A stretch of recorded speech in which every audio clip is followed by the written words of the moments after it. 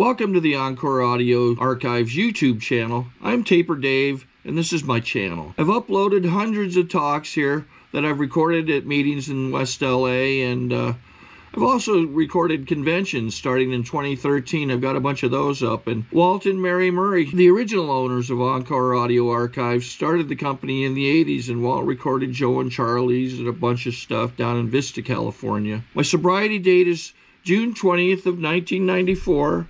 I hope you find something you like, so please like and subscribe to my channel and comment down below. If you want to hear something that I don't have or that you don't see, I'll see that I get it. Anyways, take care and have a great day if you want to. Hi, I'm KRICIA.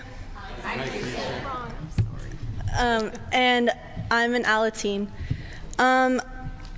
Before Alateen, I was a really quiet young, girl. I was really quiet. I didn't speak much. I was kind of an introvert. I didn't know much about the disease of alcoholism. I don't even consider it a disease, to be honest. I consider it more of a trait that a person has. I've learned so much in the program. The first group I attended, and it's the only one I go to, is the Carlsbad group, and it's so rewarding. I've learned so much there. I've made friends. I've learned to be myself and learn about alcoholism. It's kind of a subject that I know a lot about now. It's probably because of my sponsor, Stephanie. She's so amazing. She's helped me through a lot of stuff, and my fellow Alateens. They've given me support in a way that no other person has. It's almost like a family. We talk about everything we feel, and it kind of centers around our experience, strength and hope, because all we do is talk about our feelings. We don't really go on about our family and the disease. We kind of just focus on ourselves and work on our not really recovery, because we don't have anything to recover from. But we do, we talk about our lives and how we feel that day and our week, and basically just go over our normal lives. It's a really, I love the program, to be honest. I look forward to coming every week and seeing my fellow Alateens and talking about our anything, really, anything that's on our mind. Yeah, I really enjoy the program. I'm really glad that I came into it. It's almost like a blessing to me. Yeah, I would say thank you to everything that it's given me. Yeah, thank you.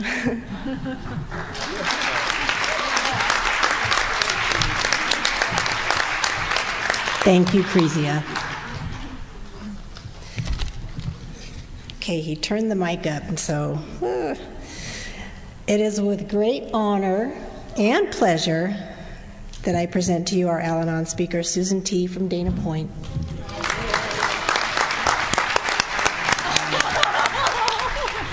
You're gonna be just fine. Oh my God. Hi everyone, my name is Susan and I'm a grateful Al-Anon. And I just want to thank Mike and Sandra for this great opportunity here and growth and getting to be a speaker and share my experience, strength, and hope. And I also want to thank my friends Denise and Mike and Mona and John, and who are couples that come up to our couples communication workshop that we have each year up at UCLA Conference Center. And so the way my life and story goes is I met Walter in an ACA meeting one day. You know, it's funny how God works. I had this talking going on in my head. Oh, you shouldn't go into a meeting late, and you shouldn't do this, and you shouldn't do that. A lot of shoulds. And I got to the meeting a little late because I was stuck in traffic, and I decided, okay, I'm just going to walk in there. I didn't do anything wrong. I got here as fast as I could. And I just walked up, and I sat in like the third or fourth row. And there were just 2 seats right there. And then there was this person speaking up there. And when he finished, he came down and he sat right next to me. And I said, wow, that was an awesome talk. And like this bolt of electricity went right through us. And I said, wow, did you feel that? And he said, yeah, I felt that. And I didn't tell you guys this, but my mom had died 9 months earlier from someone killing her. She had been a alcoholic, and she was doing freebasing drugs and doing all this with this one guy, and you know, they just got into it one night, and he killed her. And then 9 months later, my grandfather died, who was a lot like my father figure for me. I came out to California on my own to put myself through college, and he was the one that said, we're going to do this, you're going to be able to do this. And I got really hit my bottom when he died. And I went to a therapist on my birthday, September 7th, and she said, okay, I think you'd do really well if you went to ACA. And so that's how I went to this meeting. And then I went back to her after I had that electric volt going through me with my guy here, and I said, oh, guess what I did? And she goes, oh, no. You did what? And oh, my goodness. And who is he? And oh, my goodness. No, no, no, no, no. And so I didn't believe her. And we started going to ACA and doing our thing. And we sort of... ACA is just adult children of alcoholics, and what it did for me is it validated that my life was crazy, that what happened in my life was wacko, and I got to do the 12 steps through that. And then Walter said, well, if we're going to be a couple, you have to go to Al-Anon. And I dragged my feet a little bit, and I had a lot of changes going on. I had a demotion at a job, and then I went looking for a new job, and I got the job of my dreams. I always wanted to be a doctor, but didn't want to put in all that time. But I got a job with Abbott Laboratories, and I got to call on hospitals and doctors. And it was just a dream job. But I had to go to Chicago for 3 weeks, the first week in January. And I don't know what happened there, but I went nuts. I just, abandonment, just not talking to him. I was in a room with another person I didn't even know for 3 weeks in a little Holiday Inn hotel, and I just hit a bottom. And I came back and I said, okay, I'll go. I don't know what's the matter with me, but I'm going to go. Oh, you know what? I should set my timer. So what happened from there was I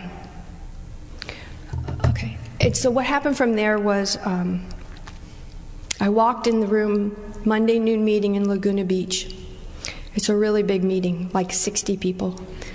And I walked through the doors and I just started crying. I didn't know what was happening. Why is this? I haven't even said hello to anybody yet. And then I went and sat down next to somebody. And it's an old-timers meeting. It's where I met Max and Paul. It's where I met Elsa. It's where I met Lynn W. All the old-timers in this meeting. It was Pat.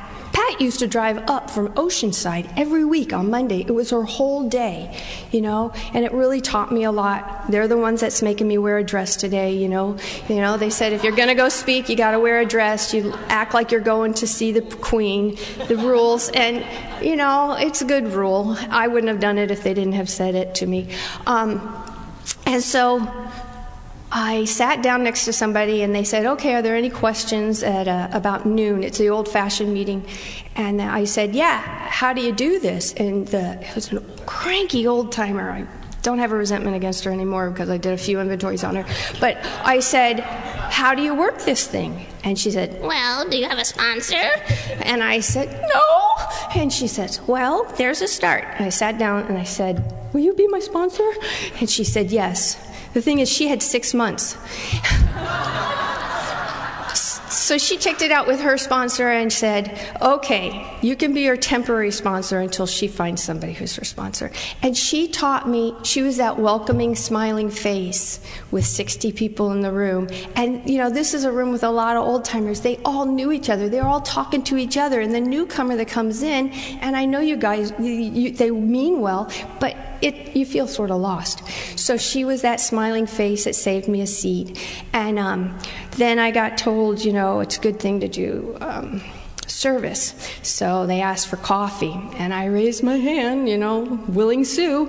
And so did this other couple, older couple. And it was Paul and Max. And I got to watch them tell each other how to do the coffee. And I thought, everyone looks up to these guys? Oh my goodness. If they can do it, I can do this too. And so I, you know, got to do coffee with them, and I just watched. And I was the youngest one, so I got to be on the step stool as they handed me everything up, because the storage in these Laguna places are little. And so that meeting, I ended up taking service commitments for every position, and it was the greatest thing I've ever learned, because service taught me how to grow up. And then I was working at this time, so there was a time when I would do the meeting for a while, and then I'd try to skip a couple meetings because I felt like, you know, I'm supposed to be working. And then there was another couple in there, a lady in there, and you know, Walter and I grew up in alcoholic families, and we didn't really know how to be a couple, you know. And so this one lady said, you know, there's this couples retreat, you know, you'd be welcome to go to. And I said, okay, and I came home with this piece of paper. Walter, come on, let's go do this. And he, I don't know about this. And so, you know, we went. And this lady welcomed us into her home and tried to show us how to be a newcomer couple. And we went up the hill, and we fought all the way up there because we didn't know what was going to go on. And we got twin beds room. That was God sent for the first night. And then by the second night, the bed had moved over, and, you know, it was a good to go. But, you know, it's that apprehension of what's going to happen here, and it's couples. And, you know, we've gone for about 24 years up there now.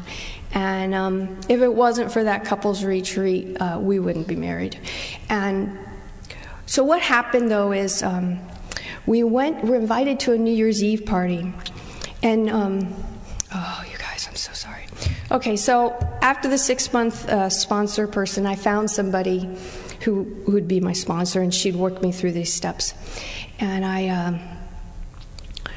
I would call her, because I had the he-he's when I first got into this meeting, into Al-Anon, and I'd call her, he's doing this, and he's doing that, and he won't come home and have dinner with me, and he doesn't tell me what his plans are, and he doesn't, and she goes, call me with a gratitude list of 10 things you're grateful for. Click.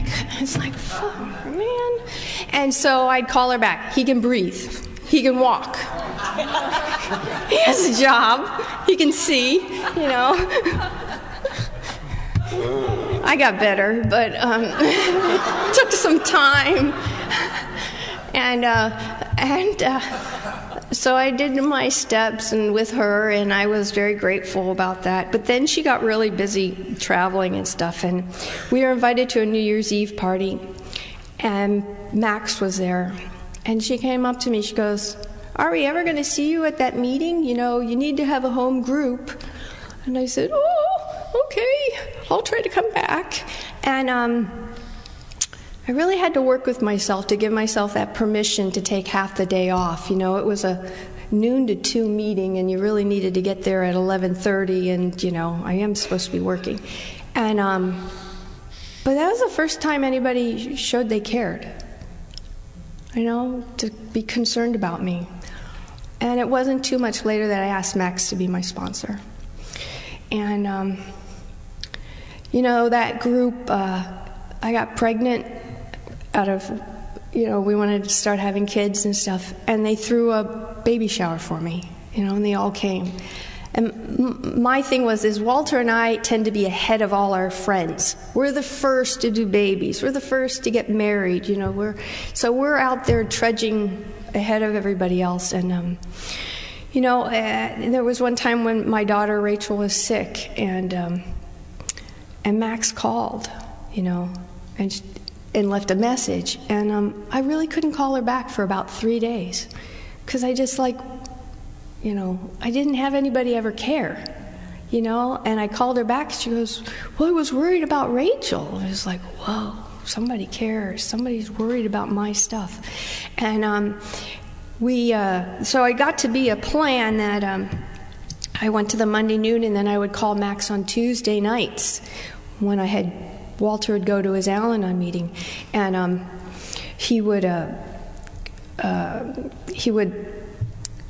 I could really get my stuff out with her, you know. And I say, hi, Max, it's Susan, and she'd say, what did he do now? You know, it's like, yes, someone's on my side. And I do about 15 minutes of downloading, is what I call it now, and then we'd get talking about the regular stuff, movies, just regular conversations and stuff. And Max would tell me about the couples retreat that they did up at the UCLA Conference Center, and, you know, the issues she was having. And so we just got to be friends. And we started going to the couples workshop every year, and it got better. You know, we didn't get twin beds, and we didn't have the fights, and but there was things that were happening. I chose to start staying home, and that meeting,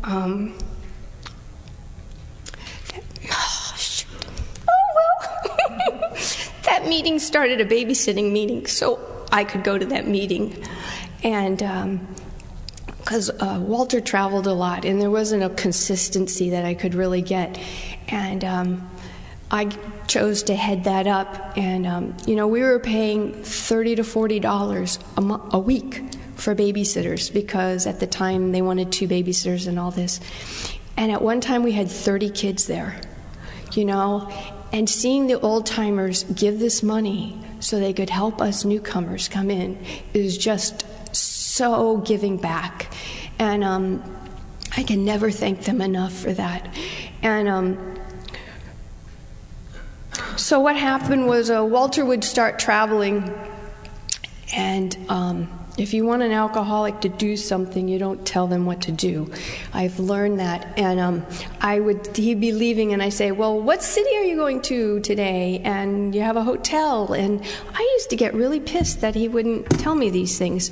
And we went to therapy. We had a rule that after 6 months of the same issue, we'd go off to a therapist to do the judge on. And she told me that I needed to get a God and just take care of myself. And so I got $1 million worth of life insurance on him, and I built myself an earthquake kit, and I was good to go. You know, I look really capable, but I'm a real scaredy cat. When I had given up my job, and I had 2 young children, and I was relying on this guy, and I couldn't get information from him, and I'm an information person. If you give me information, I calm down. I don't keep doing it. You know, when I started, I had the do's and don'ts backwards. You know, I had, do be self-righteous. Do try to dominate, nag, and complain. Do lose your temper. Do try to push others but yourself. I was really good at that, you know. And don't forgive. Don't be honest with yourself, you know. Don't be humble. I really, I did not play. I felt that if he was working, I should be working. But I did learn to change that one. And this is how that story goes. Is my daughter, we got Disneyland passes. You know, it's funny how God gives you the clues on what you should be doing next. We had been going to church because we had small children, and we thought we needed to give them a God of some sort. And this couple kept telling us how they got Disneyland passes and how they'd go up there as a family. And, you know, I was trying to start those traditions really early with these kids and, you know, have the family meeting and discuss things and who's going to do what chores and all that stuff. It didn't work, of course, because I wanted it and nobody else did. And so we went and we bought Disneyland passes. And while we're getting Disneyland passes, this guy's giving me all this information. And it's about this Christmas thing that they do there that's real special. And I love Christmas, or did, and Walter was not really hot on it.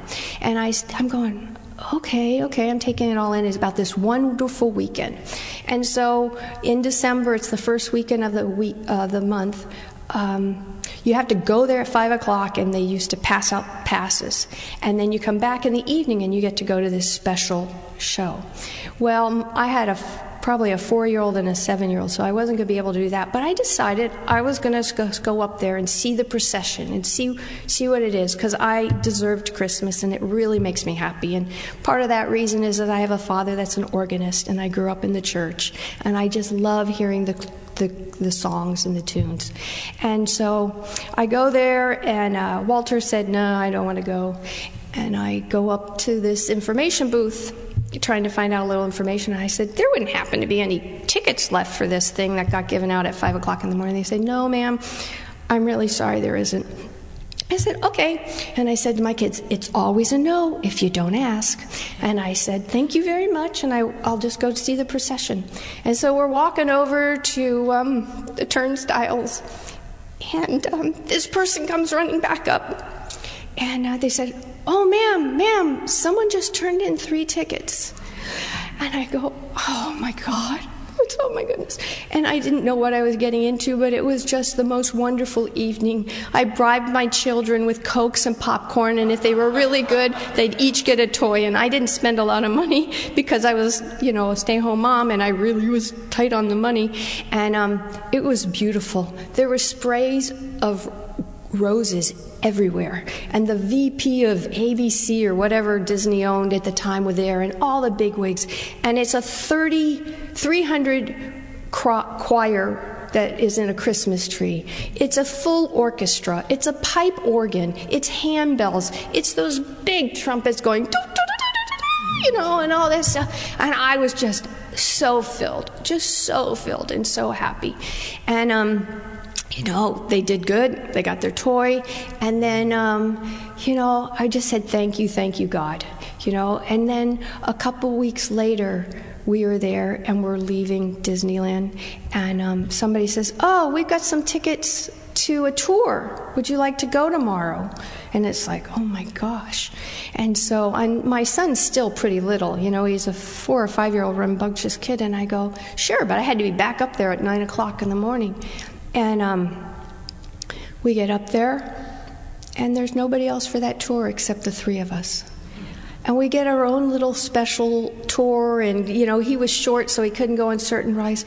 But, you know, when I am here and just living in the moment, God gives me these presents, and I get to look back at this stuff and see what a gift it is if I get out of the way. And so I became the Disneyland queen. We got 5 years of passes for, you know, each year. We used our Christmas money for that. And what I was best known for is closing down Disney. I mean, we had it down. I would pack the kids their pajamas and a toothbrush, and we rinsed in the car, you know, and we would, it was so fun doing, you know, Haunted Mansion and Splash Mountain 4 times, you know, in a row, and just getting to be there. You know, some people get to close down bars, I get to close down Disney. And so, you know, I wanted to be the fun mom, and I started to learn how to do that.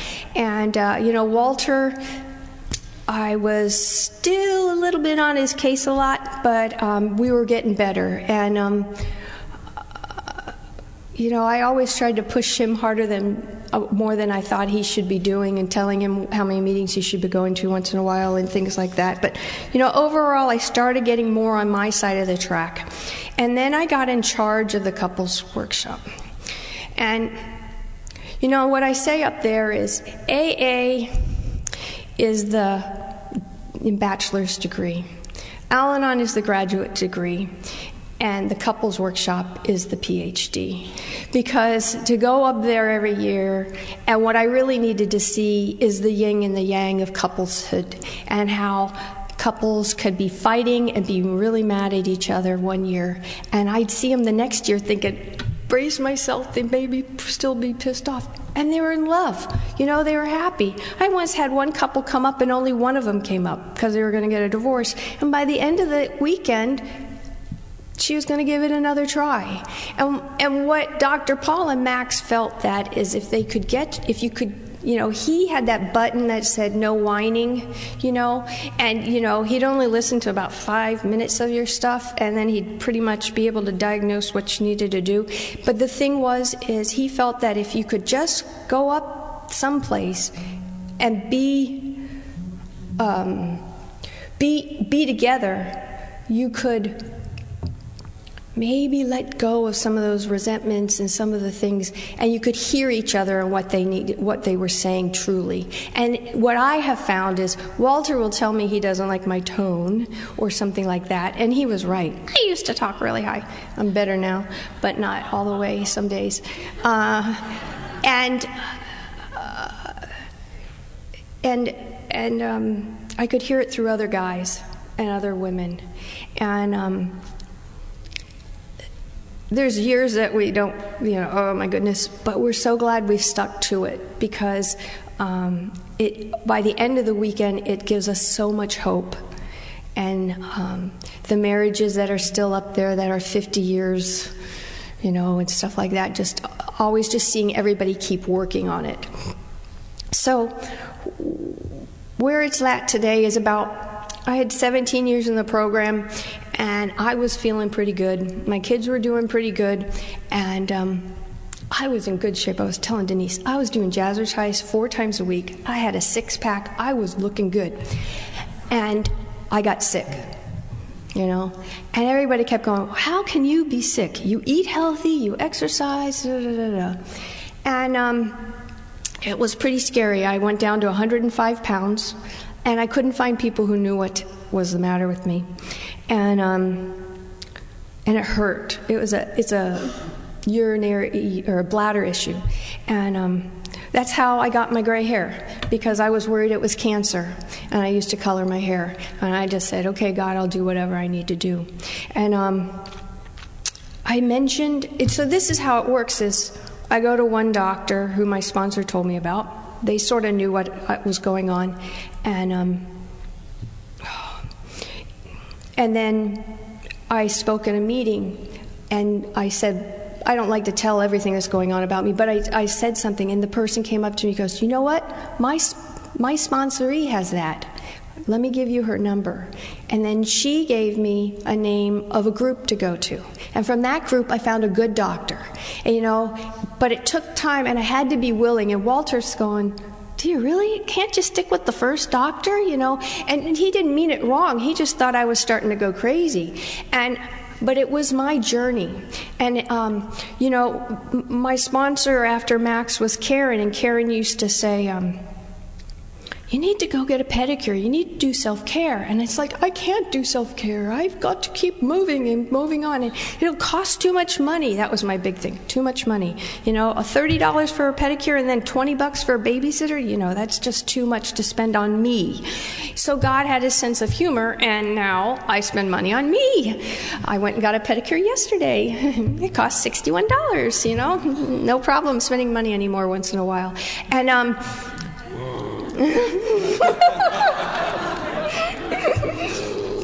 so, time to end? 2 minutes? Okay. So anyway, the way this works is God gave me self-care. I had to start learning how to take naps. I had to learn how to do therapy exercises. I had to stop coffee and chocolate. Now, that is really bad. And I really felt bad for myself for a long time. But it's been the best thing I've ever done. I have to eat really healthy, and I have to watch what I eat. But what it's given me is a new calmness. It gives me a new, God did for me what I couldn't do for myself. And I like feeling good now. And if I don't exercise every other day or every couple of days, my body tells me. And I don't want the pain that I was in before. And so I got also a new sponsor, and she's been a godsend.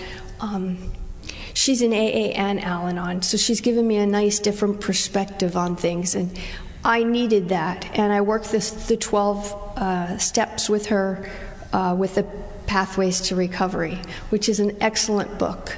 I did all those questions, and it took me 3 years. I did a really thorough thing. And now what I do, what happened from there is we probably talk. The best thing I've done is I started talking to someone every day. That helped a lot. And we go out to lunch and we do this download thing and go for a walk. And I know I block off a big part of my day. Usually Tuesdays I just don't work. And but I wouldn't give this life up. And you know what? My life with Walter has gotten better, you know? It's funny how when I have to focus on me, you know, he likes me better. And I was just trying to help, really, you know. It was my best intention to try to get him to eat healthy and exercise and go to bed on time and things like that. And now, you know, it's a different thing.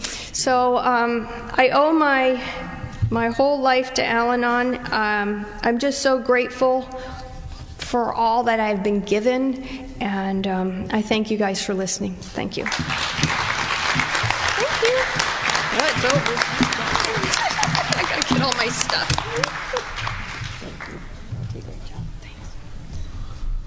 To obtain additional copies, receive a free catalog of AA and Al-Anon talks, or to find out about our tape and CD of the Month Club, call Encore Audio Archives at 1-800-878-1308, or visit our website at www.12steptapes.com.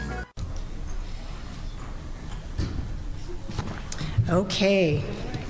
Thank you, Susan. Again, it is with great pleasure and honor that I present to you our AA speaker, Walter T. from Dana Point. Do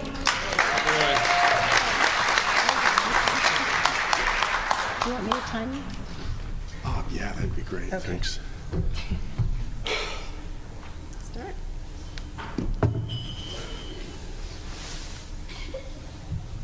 So I'm Walter. I'm an alcoholic, for sure. Really alcoholic.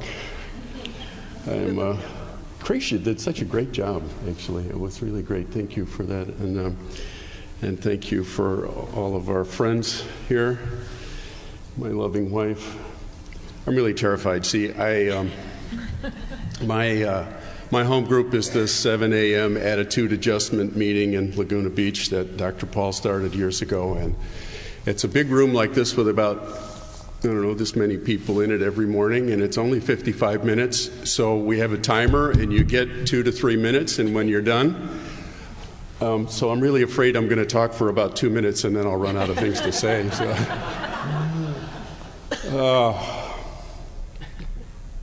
I did make some notes in case I forgot what I wanted to say.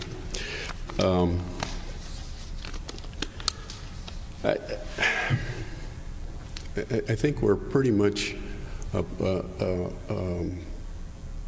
crew of people here that knows the program, has been around the program. I don't think we have a lot of newcomers. If you are a newcomer, really, I'm so glad you're here.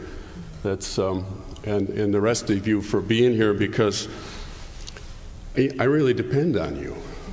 I depend on my morning meeting, my home group, my sponsor, my friends in AA and Al-Anon, and this is really what recovery looks like. Here we are together.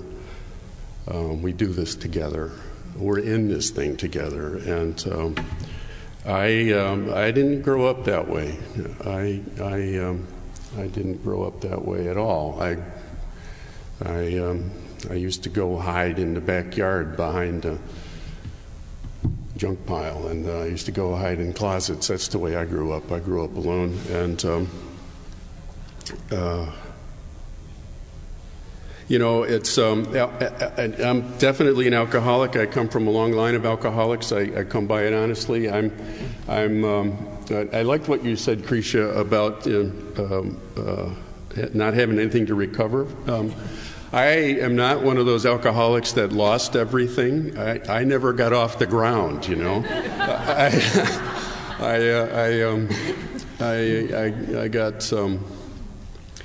I got busted from senior patrol leader of my Boy Scout troop because I got my leadership team drunk on a camp out. I was team building, you know, and I was really pretty fortunate. My dad was gone. Mom had taken us back to her parents' house, and we were crashing on Grandma's attic, and there wasn't any money, and there was a lot of tension and anxiety in the home, but she took us back to St. Eulalia's grade school, where she had gone to school as a child, and they kind of took us in, and they were sending me to Catholic school, and I'm carrying this tuition envelope to and from school, but there was nothing in it. I didn't know that at the time, but the school was providing a place for us. And as I got a little bit older, they gave me this little job helping Joe Rousey, this old guy, take care of the school building and the church grounds. So I'm like 6th, 7th, 8th grade. I'm working with Joe and you know, mopping floors and cleaning bathrooms and this is Easter weekend, right? And I used to really like that Saturday, that Easter Saturday, because I would be preparing the church on Saturday morning. I'd be in there vacuuming and cleaning the bathrooms. And I don't know if you're not Catholic, you probably don't know, but in the tradition in that church is on Easter Saturday. We've had Good Friday, and it's now Easter Saturday, and it's dark, and the statues are covered, and the lights are out, and it's quiet and dark in there, and I loved that. I liked being in there at that point in time. It was it's the only day of the year that there's no light burning in the Catholic Church. You know? So I continued my career. They gave me a scholarship to St. Ignatius Catholic High School, best prep school in the city of Chicago. And I got drunk and got tossed out of there. And I was finished up at the public high school. And holy cow, 5 minutes have gone by already. I was going to be sober by now, I want you to know.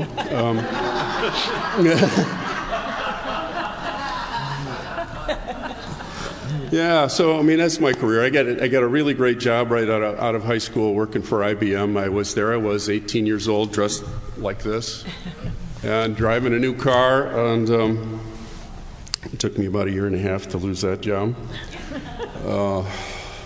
I went away to college. I withdrew from college 3 or 4 times, and finally, you know, the thing about me is I'm really grateful for this. Is I'm a you know, alcohol is a disease of the body and an obsession of the mind, and I think also a spiritual malady. And I have the physical part really bad. I mean, I really bad. I never once took a drink and then went home and went to bed. I was always full on from day one, and then I would be sick as a dog. Oh my God, the hangovers, unbelievable. And so basically I got beaten into submission at a really young age. I ended up at 23 in a treatment center in Minnesota, and it was really clear to me that, you know, alcohol was poison, and I swore off alcohol. I'm going to tell you I swore off alcohol. I'm also, in a little bit of a while, I'm going to tell you I swore off women. But I did, and I got to tell you that things really got worse. I ended up in California and started going to these ACA meetings, I met this woman, and I thought, you know, we're going to have this sober life together. So Gaynor is from New Zealand. When she was a child, she had watched her drunken parents have a brawl at a picnic by the riverside, and they were fighting, and they tumbled into the river, and her mother held her father down until he drowned. And so Gaynor's got it in her mind that you know, when voices get raised, you need to get out of the way. And in my experience had been that Mom and Dad had had a huge fight, and Dad had knocked me from one side of the room to the other, and he knocked Mom down, and then he left, and I didn't see him again. So I've got it in my mind that when voices get raised, you better settle it, right? And so Gaynor and I chased each other. Voices would get raised, she'd run, I'd follow her, you know? And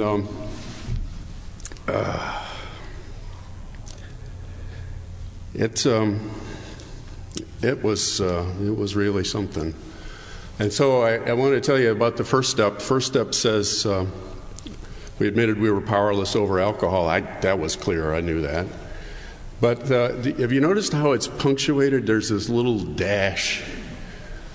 So if you look in the grammar textbooks, what that says is when you have this kind of a compound sentence, two related ideas joined together by this hyphen with emphasis on the second part. And the emphasis is I am unmanageable. I am not able to have a relationship. And I really hit a terrible, terrible bottom. I was living in this little, Gaynor had pushed me out of our apartment. I was living in this little 2-bedroom, 1-bath. I had a futon and I had a tin pot, and I couldn't wait for Monday morning to come because I just could go to work. I mean, you know, I was so broken and so lonely, and yeah, so unmanageable. And for me, the spiritual malady is this inability to relate with other human beings in a healthy way. I used to go to this meeting, a men's stag meeting, and I remember going and sitting in the back row of that room one night, and I raised my hand and I said, I don't know what it is, but the things I want to do, I don't do. The things I don't want to do, I do. When I open my mouth, just hatefulness spews out of it. And I would leave that meeting on Monday nights, and I'd go sit with the street people in Laguna Beach, down by the beach, you know. Sometimes they would move away from me.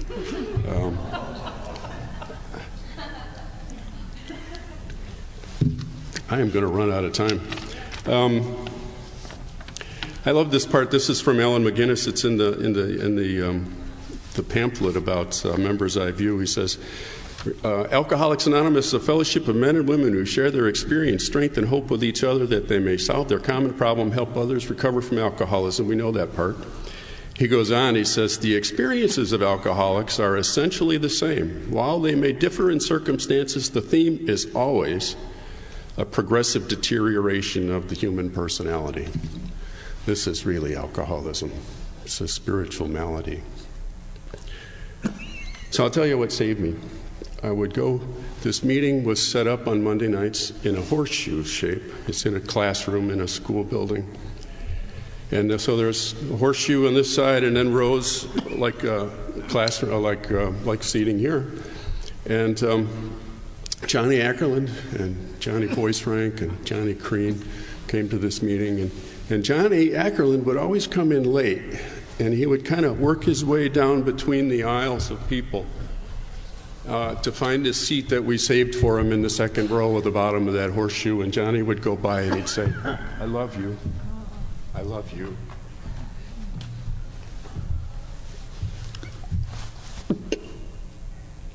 I swear that I stayed sober so that I could go and sit there and let him bless me. I know. That's what recovery looks like. It's not that I wasn't loved enough as a kid, but that I wasn't able to love. You know, and I wanted what Johnny had.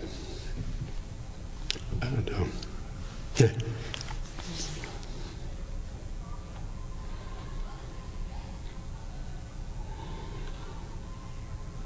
so, I mean, you know, it's Easter Saturday, it's Holy Saturday, and Sunday's coming, Sunday morning. Mary gets up and she goes to the tomb, and the tomb is empty, and the guys are standing there. They say, "Why are you looking here? Why do you seek the living among the dead?"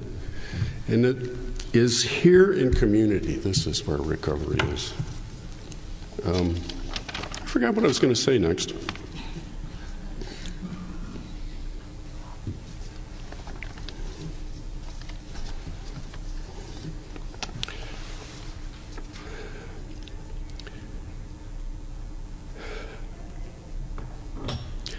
So, yeah, a guy named John Boyce-Rank becomes my sponsor, and John sends me to therapy.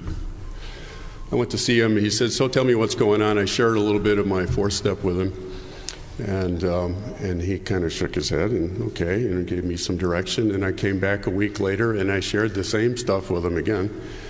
And John said, "You know, we already talked about that.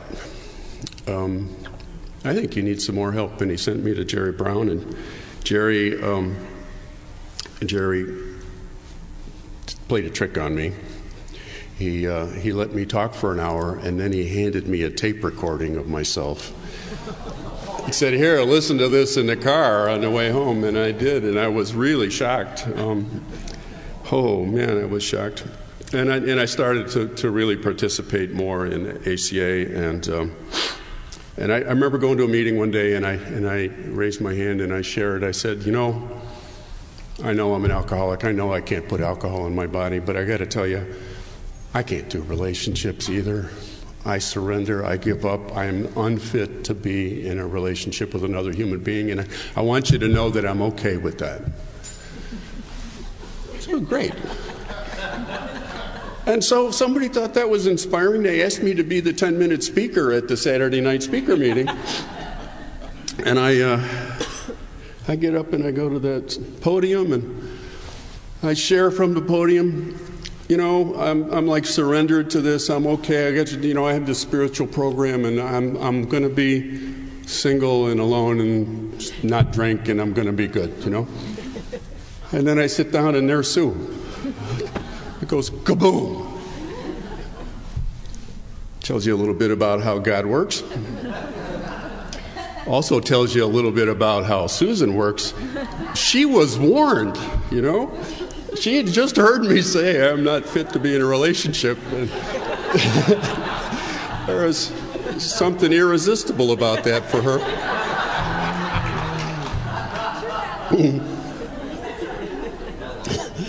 Yeah, we are in this together for sure. Oh. Man.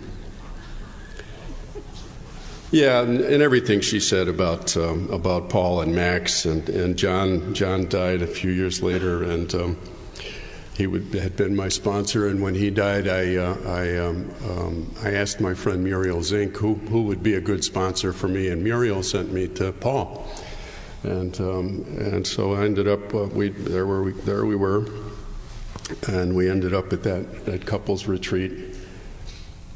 Just so you don't get the wrong idea about this, we've been running this retreat now since Paul and Max got too old to want to do it, and it's the communications retreat. We're so spiritual. We are such a wonderful AA couple.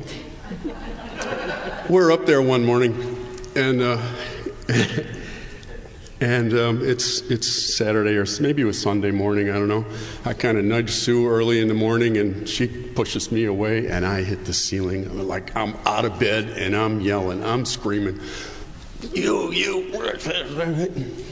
It was awful. It was really awful, and here we are. And then I step out the front door of my little hotel room, and there's this poor man who was from a completely unrelated group. I had woke him up. He was in the room next to us, and he's sitting there in his chair, and he's kind of moving away from me again.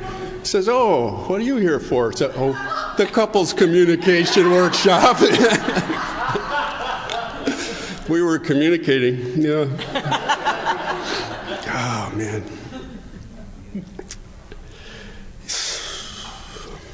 Yeah, Susan, my seat. It's the,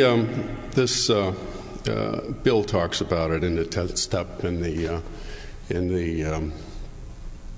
12 and 12 in the 12 step, and you know the business about if I'm disturbed, it's axiomatic. It's that if I'm disturbed, there is something wrong with me, right?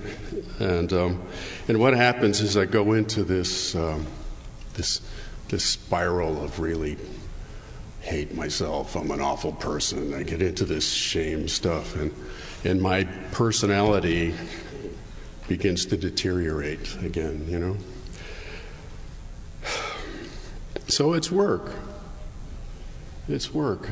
And that couples workshop, my home group, my sponsors have given us a way out, a way to stay together. I get up in the morning, here's my inventory every morning.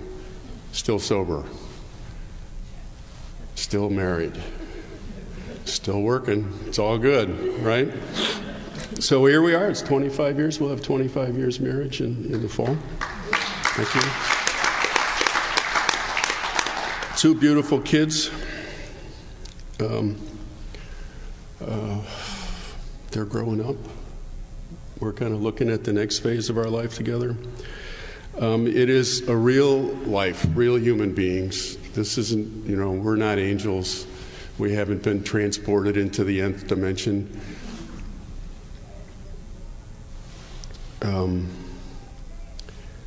It was in that really low period that I got the 6th and 7th step. You know, the 6th step, you have to say it out loud to get the real meaning. The 6th step, you know, became entirely ready to have God remove these defects of character, not me. Until this point in my life, I kept thinking that I need to do this, I need to do this work, I need to do this writing, I need to do this service. Actually, fixing me is not my business. Hanging with you guys, loving each other, this is.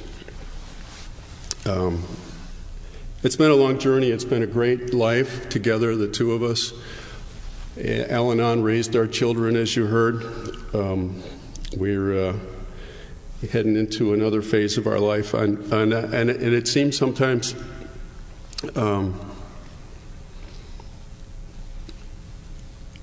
I just want to know, really.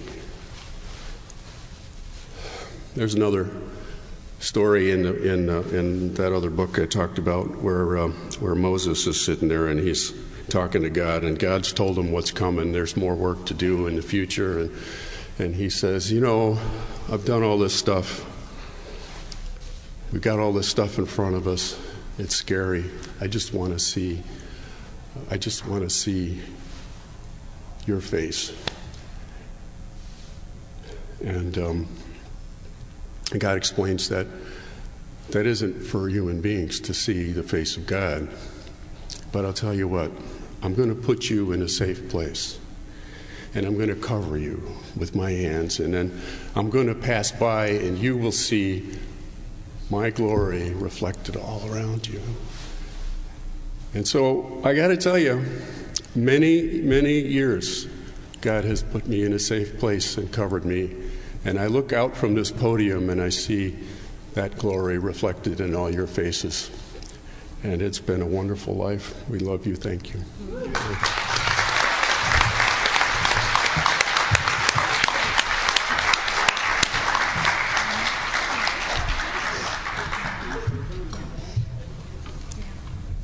So let's thank our speakers again, Walter, Susan, and KRICIA. Sorry to interrupt your viewing. Taper Dave here. Just wanted to take a second to ask you to like and subscribe to my channel. Let me know if you like what you're listening. I've got some very good talks here, and this one's a great one. Just curious, do you think this is better than Zoom? Tell me what you think. Okay, this is how I prepare my drone for launching. I like to do it inside the cab of my truck so I'm not standing outside in the weather. To install the joysticks for control, up and down, right and left, powered on. I have an Android phone that I use to connect it to the drone with. And it's actually controlled through the iPhone, through an app. Oops, wrong way. It's actually controlled through the iPhone, or through this Android phone, through the app. It's actually controlled through the Android phone, through an app, and you connect it through this short connection right here.